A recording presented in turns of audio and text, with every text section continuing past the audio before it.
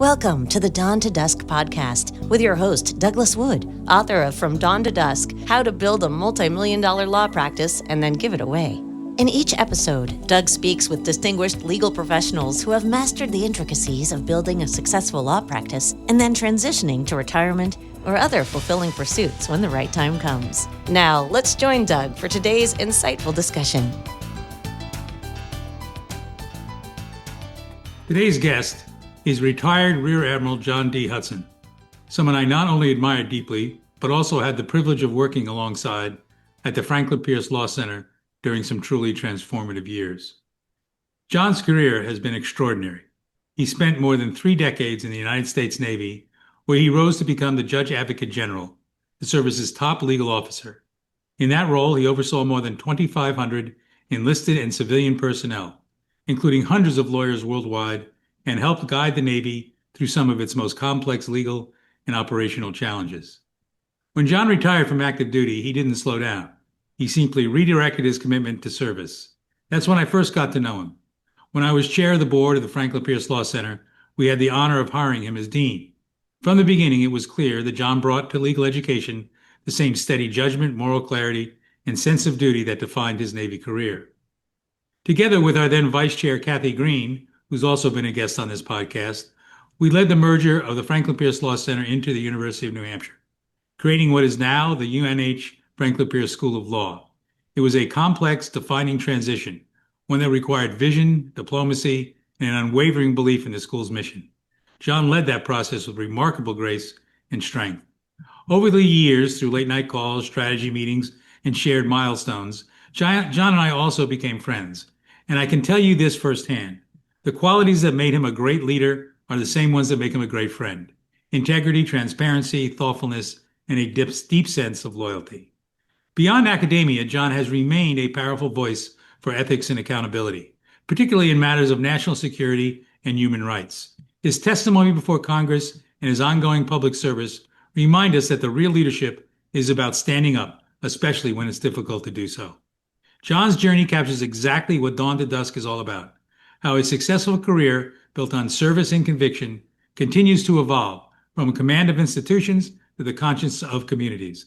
John, welcome to the show. Thank you, Doug. It's a pleasure and honor to be here. So, we've known each other a few years, they say. You get to a certain age, you know a lot of people. Yeah, right. Exactly. So what I'd like to start off with, John, in your years as, service to the Navy, something obviously bigger than yourself, what drew you to military law, and why did you discover, or what did you discover in the service that sort of gave you your lessons on leadership and the like? That's an interesting and kind of a hard question. For a long time, certainly as a youngster and even in college, I didn't know exactly what I wanted to do. I started out wanting to be a doctor, but I realized pretty early that I was more interested in history and English than I was math and science, so that wasn't going to work out. And then, actually, when my wife Paula and I met, I intended to go to seminary and become an Episcopal priest. And through time in college, I realized that wasn't probably my calling either. Although it was very attractive to me then. And it evolved so that I realized what I really should do is be a lawyer. And, that was what drew me. And those were the things that I was, kind of pretty good at and interested in, the subjects. And, my dad had been in the Army in World War II, and Vietnam was going on, and I felt a calling, basically. I thought I should serve my country for at least a while. And the Navy had a program that would allow me to go to law school. I signed up, and during the summers, I'd go to officer indoctrination school, things like that. But they didn't pay for law school, but they let me go to law school. And the Army didn't have a program like that. And so I joined the Navy with the idea of, doing my 4 years and, then getting out and going back to Michigan and, practicing law in some way. Detailed, stationed first at Corpus Christi, Texas, at the Naval Legal Service Office in Corpus. Started out as a defense counsel. After a year or so, I became a trial counsel prosecutor, called trial counsel in the Navy. And I really enjoyed that. I enjoyed what I was doing. I felt good about it. And I particularly liked the people that I was working with and for. I'll come back to that. My boss at the time wasn't great, but my colleagues were terrific. And so Paula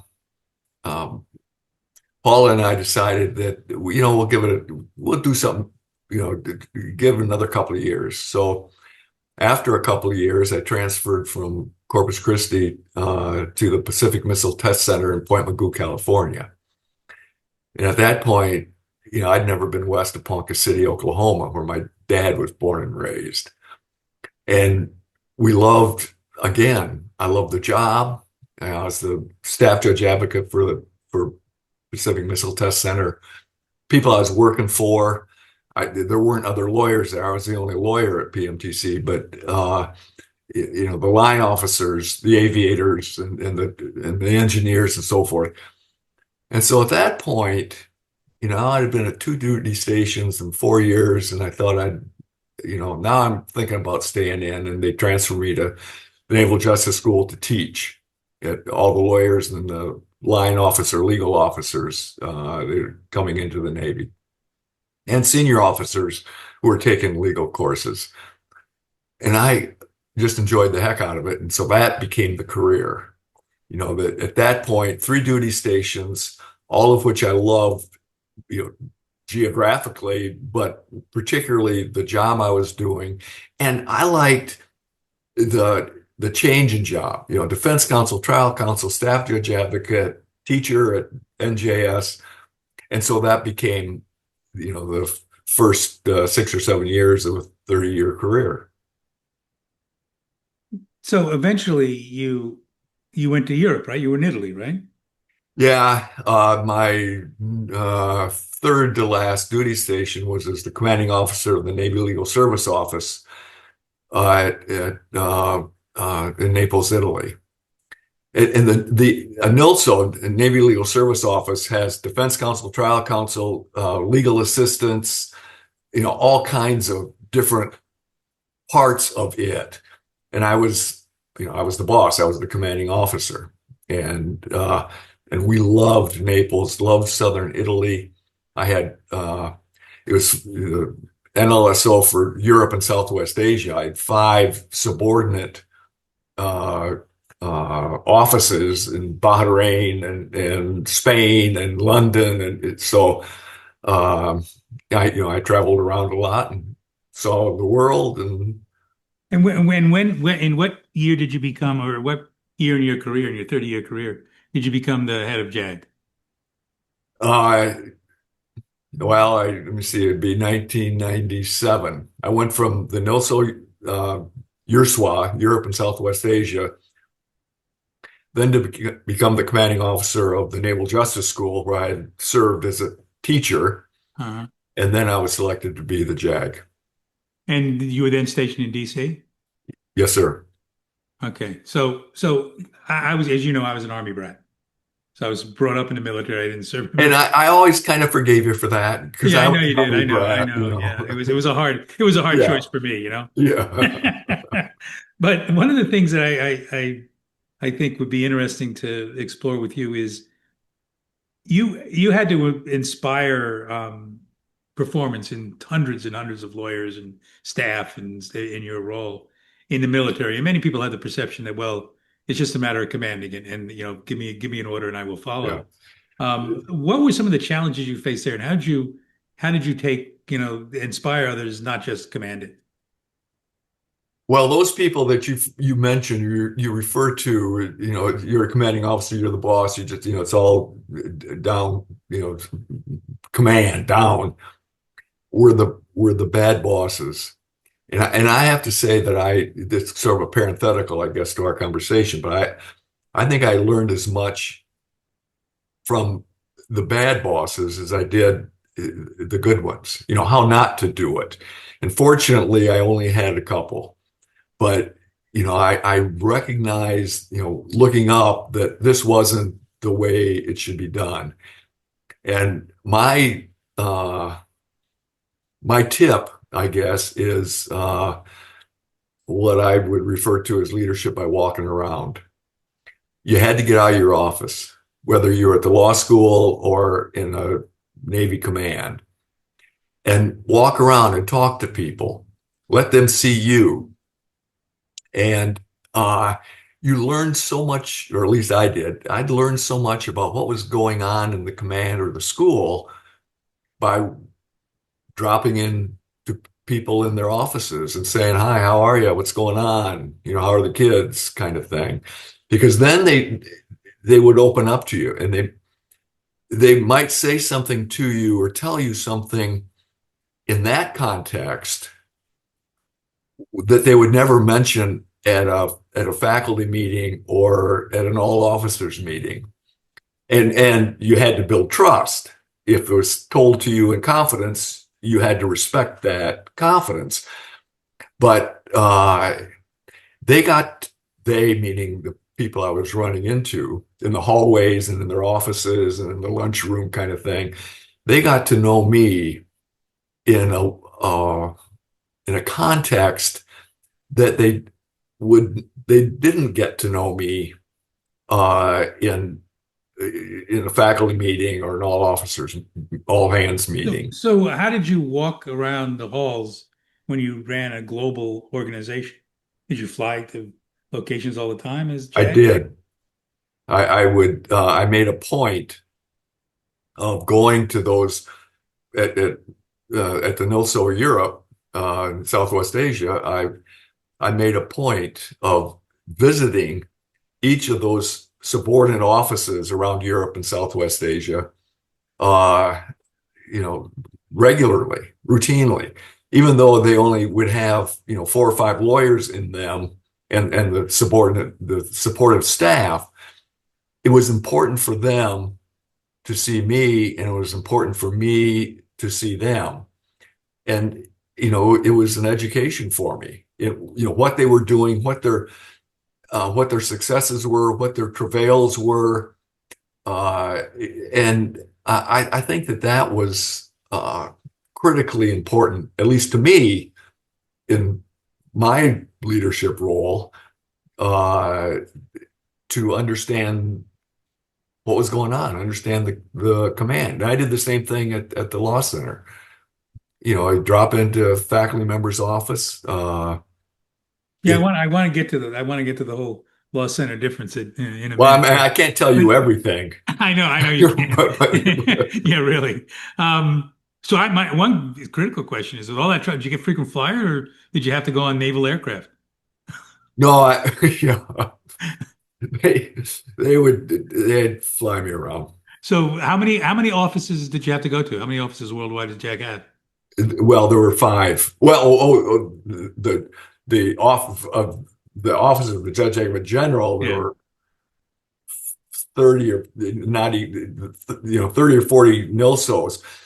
But I'd also go to the offices of the SJAs, the staff judge advocates, as I was at Point Magoo, the sole lawyer for a command, and talk with them. And now I couldn't do that. There just wasn't the time or money for me to do that and do my job every place. But people came to know that Admiral Hutson was going to, may drop in. I never dropped in. I'm sure they loved getting no notice of that. Well, I think they did, actually. They'd clean up the office and empty the waste baskets and stuff like that. But they knew. So how many naval locations did you travel to in your career then? You ever got a guess? It's got to be an incredible number. 50, maybe, something like that. I don't know. Yeah, wow. I don't know. Okay. So you then go from the top dog at the Navy legal group, JAG, and We don't tend to refer to them as dogs, but yes. okay. There you go. So you went from there to the world of academia, although you had a little touch of it when you were teaching in JAG. But you go Right. from Washington, D.C., you know, a hotbed of politics and all that kind of stuff, to Concord, New Hampshire, which, you know, is one of the sleepiest towns you'll ever run into. And you went from a commanding officer of enlisted men and officers and the rest to having to command tenured faculty, an entirely different kind of group that is kind of adverse to any kind of orders or any kind of command. So, what was your experience in doing that transition, and what were some of the challenges and the ways you overcame those? Well, you're right, Doug, that it was a dramatic change. And as I was getting ready to leave the Navy, I was thinking, you know, I had, I'll say modesty, I had lots of options. I could have gone to a law firm. I thought seriously about staying in government and, you know, working on personnel issues, you know, the Civil Service Act and, you know, things like that. But I loved academia, and I knew I loved academia. So I love New England. You know, I'd been stationed a couple of times in Newport, Rhode Island. I'd been at in Kittery, Maine, at the Portsmouth Naval Shipyard, and so I knew that I loved New England, and so we, as did Paula, and so we kind of focused on that, and I applied to several law schools and was accepted, but there was something about Franklin Pierce that attracted me, and I knew that, and there were a lot of schools that didn't want to have anything to do with a retired admiral for the reasons you mentioned. You know, they're very hierarchical, you know, kind of classic characterization of the military, you know, chain of command kind of thing. But when I went there and walked around talking to faculty members who were, of course, interested in a, you know, potential new dean, I got the sense that they would be open to at least giving me the opportunity, giving me a chance. They weren't going to dislike me just because I was a retired admiral, and that worked out. You know, I interviewed with you and Kathy, and you know, so I knew that this was a place that was at least going to give me a chance, and that I would have to be adaptable.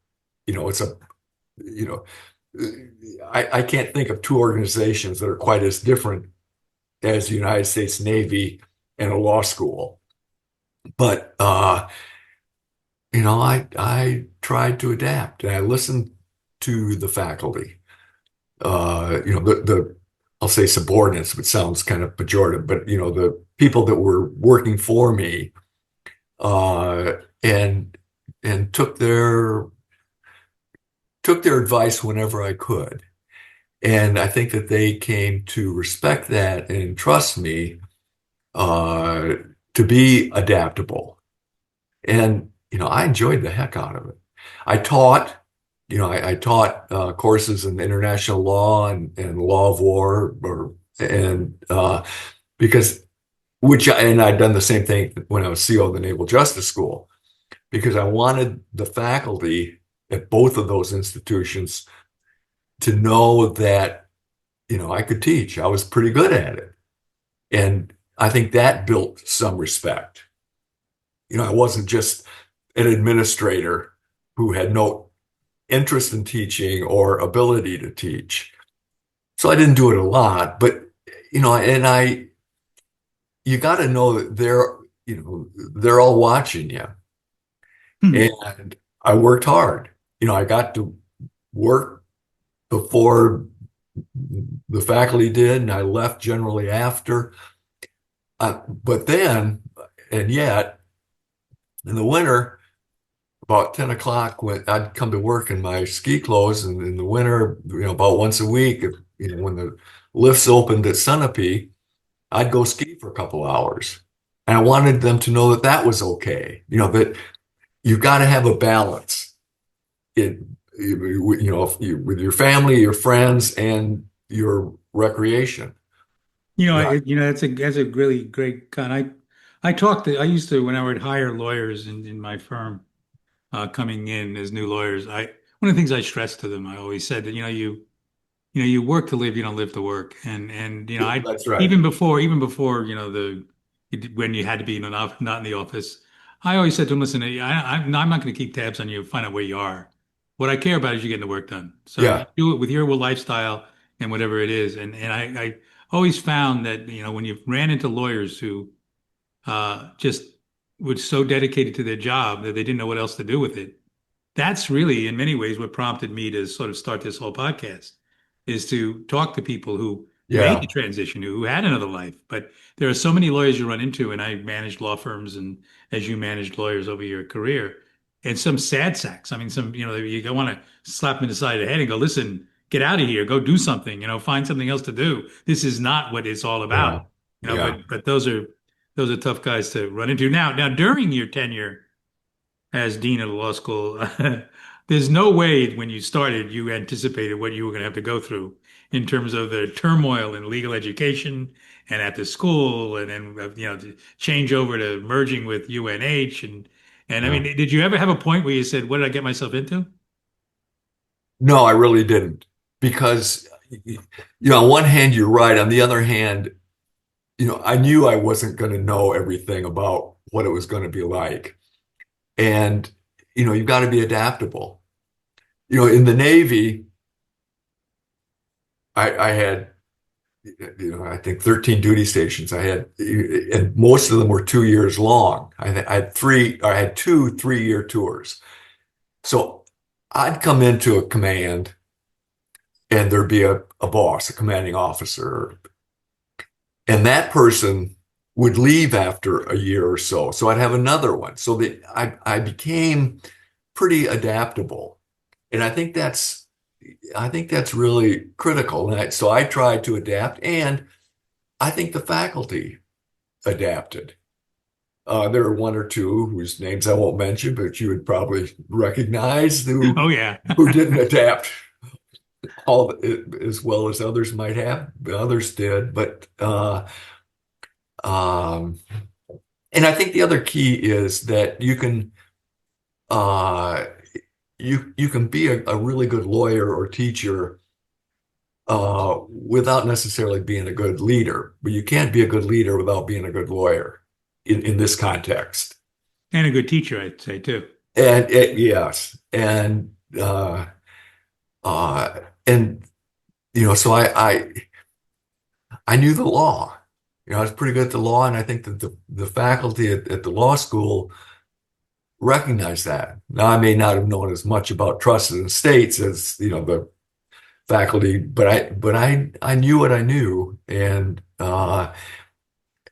so that kind of respect, which is a two-way street, I think enabled me to do a good job. I was there for 11 years when the average tenure of law school deans was about 3.5 years. Right. And I think that, John, we couldn't find anybody else. That was the problem. yeah, well, I can understand that. This school is so screwed up, and I don't Yeah, want to right, go exactly.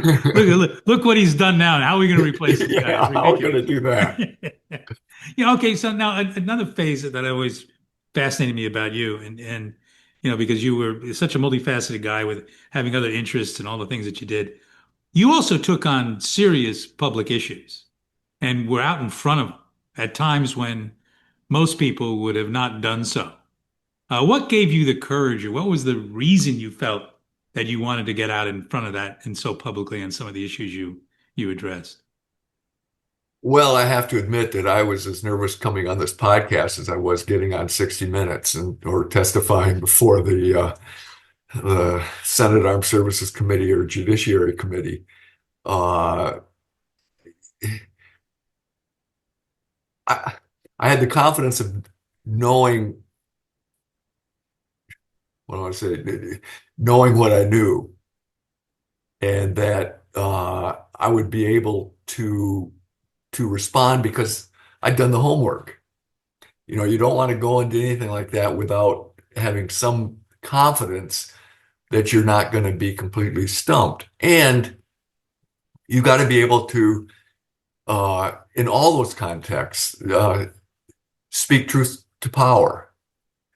Be able to say what you know might not be the most popular thing to say, but you believe it to be, legally and sort of socially in those political contexts, accurate.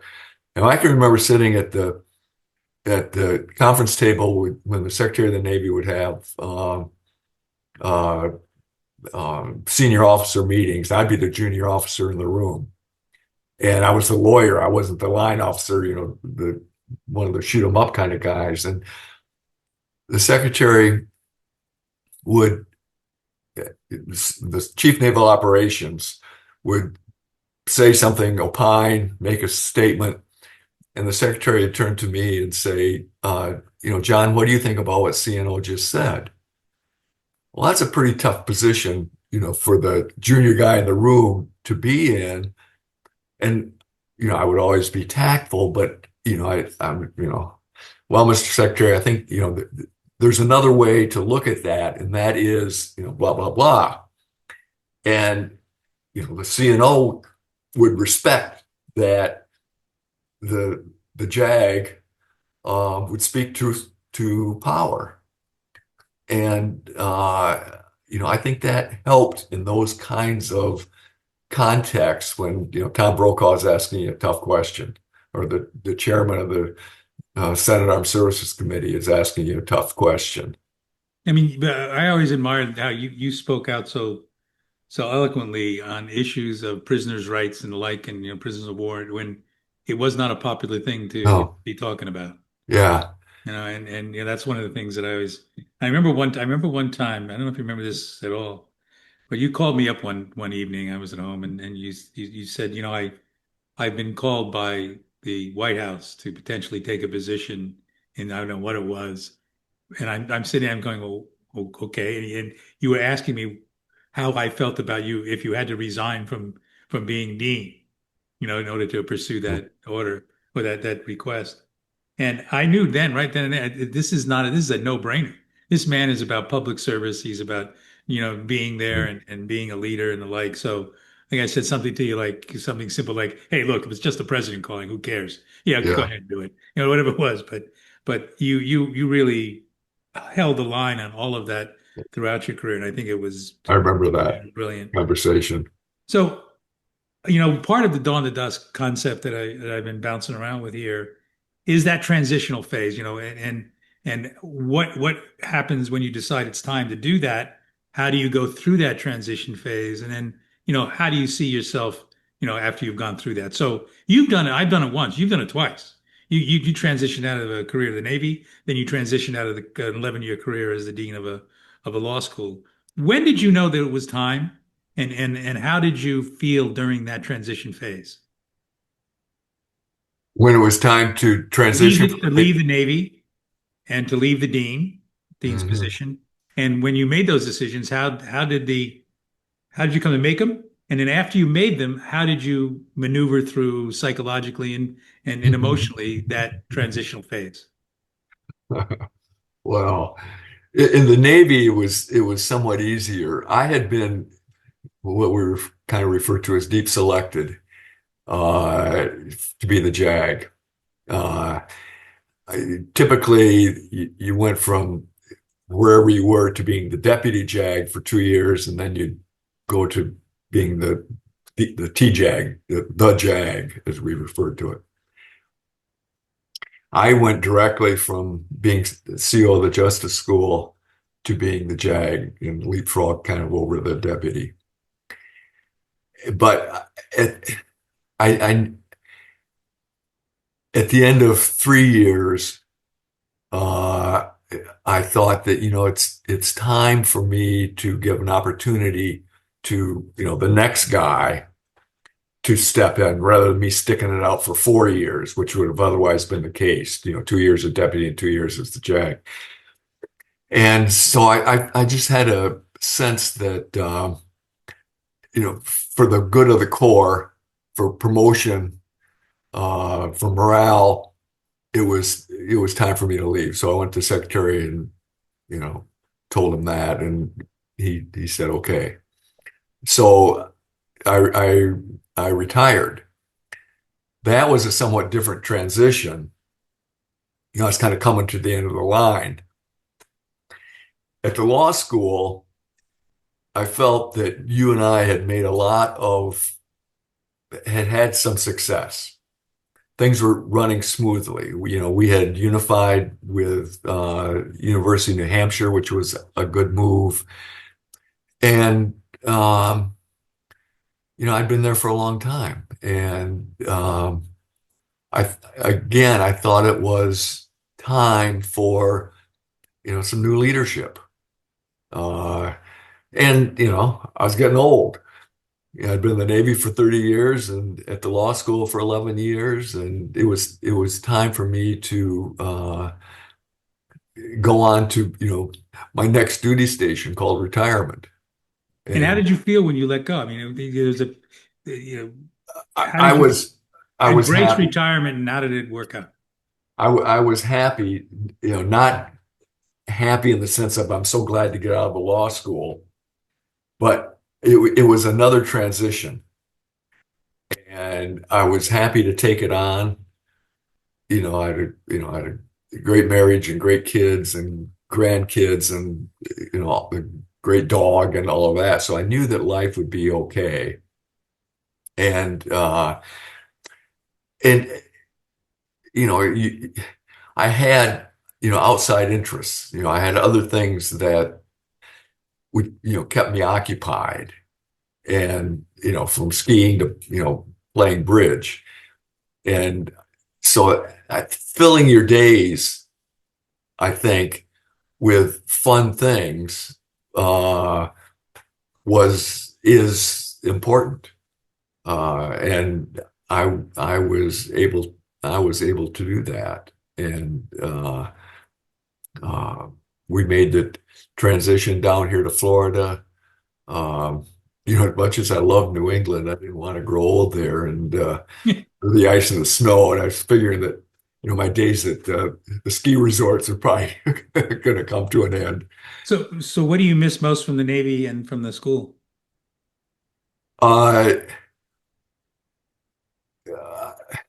That's a really interesting question. I think kind of two things. One is the mission in both the Navy and the law school. In retirement, I don't have a mission other than to stay happy and occupied.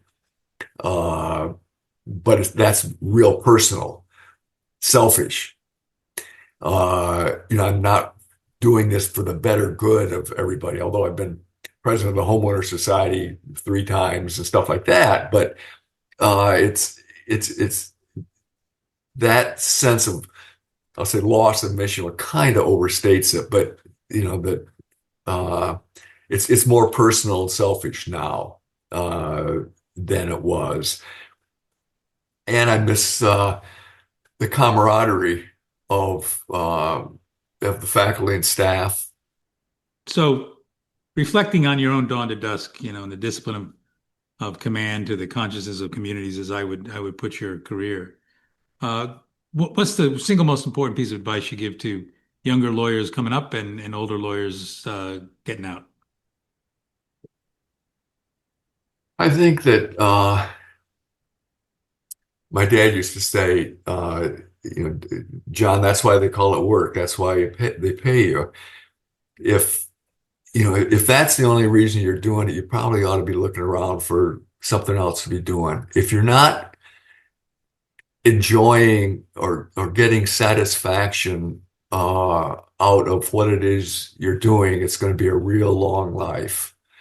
And I was blessed to have that satisfaction and enjoyment. It wasn't, I didn't enjoy every hour or every day, but I certainly enjoyed both of those careers, and you look back on them with a great deal of gratitude and thankfulness. But that doesn't always happen. And I think it's sometimes particularly a struggle for lawyers.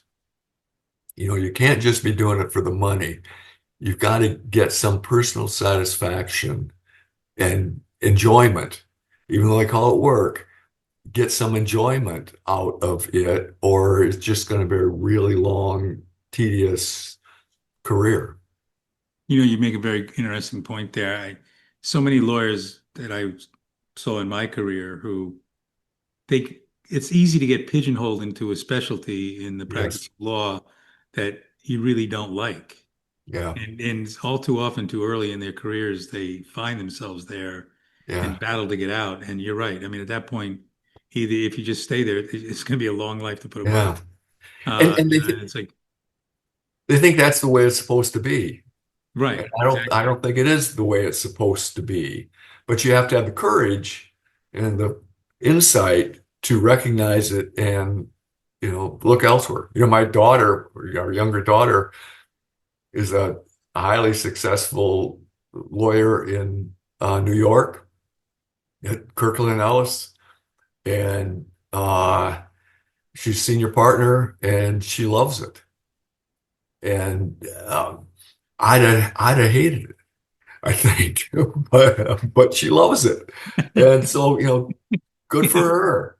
Being a partner in big law has got its own experience. Trust me. Yeah, I'm sure. I know. Yeah. Well, John, I can't thank you enough for being on the podcast. I think that the listeners and the viewers will learn a whole lot. Thank you. And it's really great to see you again, by the way. Yeah, it is. It's been a great time, Doug. I know that photograph on the wall behind you. I remember seeing that many, many times. I go, that guy's that dignified? Who's that guy? Yeah. That was a ACLU thing, and it ran a full-page ad in the New York Times. Yeah, I know. I remember that well. When I was chairman of the board, I would see some of the things you were doing out there in the public, on the causes that you so believed in. And sometimes I go, oh, I'm going to hear from somebody about this one. But it was always great. It was always great. Anyway, thank you again, John. It's been great. It was an honor. I appreciate it. You're very welcome. Take good care, Doug. Thank you for joining us on the Dawn to Dusk podcast. You can learn more on building and transitioning a multi-million-dollar law practice in Doug's book, From Dawn to Dusk, How to Build a Multi-Million-Dollar Law Practice and Then Give It Away. If you're interested in working with Doug, suggesting future guests, or have questions you'd like Doug to ask guests in upcoming episodes, reach out to him at douglas.wood@wood.law. Or visit his website at dawntodusk.wood.law. And if you enjoyed the podcast, don't forget to subscribe and share it with your peers. Until next time, we appreciate your viewership.